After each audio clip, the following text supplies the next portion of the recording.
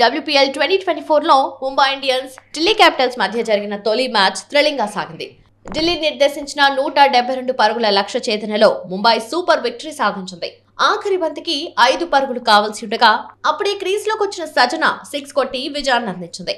ఇక ముంబై ఇండియన్స్ ఆరంభంలోనే heli Mathews ఖాతా తెరవకుండానే తొలి ఓవర్లోనే అవుట్ అయింది. దీని తర్వాత యస్తికా భాటియా, నేట్ సివిర్ బ్రంట్ మధ్య రెండవ వికెట్ కు అర్ధ సెంచరీ భాగస్వామ్యం ఉంది. పవర్ ప్లేలో ముంబై 50 పరుగులు మాత్రమే చేసింది. బ్రంట్ ఇన్నింగ్స్ 19 పరుగుల వద్ద అరుంధతి రెడ్డి బౌలింగ్ లో అవుట్ అయింది. దీని తర్వాత యాస్తికాకు కెప్టెన్ హర్మన్ ప్రీత్ కౌర్ సపోర్ట్ ఇచ్చింది.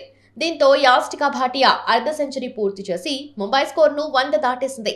14వ ఓవర్లో యాస్తికా అవుట్ అయ్యేసరికి జట్టు స్కోర్ 106 పరుగులు. హర్మన్ ప్రీత్ కౌర్ 32 బంతుల్లో అర్ధ సెంచరీ పూర్తి చేసింది.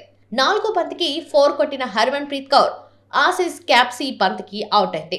ఆ తర్వాత అమేలియా కేర్ 24 రన్స్. నెక్స్ట్ వచ్చిన పూజా వస్తాకర్ 3 బంతుల్లో 1 పరుగు తీయగా అమిత్ జ్యోత్ కౌర్ 2 బంతుల్లో 3 పరుగులు రాబట్టింది. దీంతో చివరి బంతికి 5 రన్స్ కావాల్సి ఉండగా సజన 6 కొట్టి జట్టుకు థ్రిల్లింగ్ విజయాన్ని అందించింది.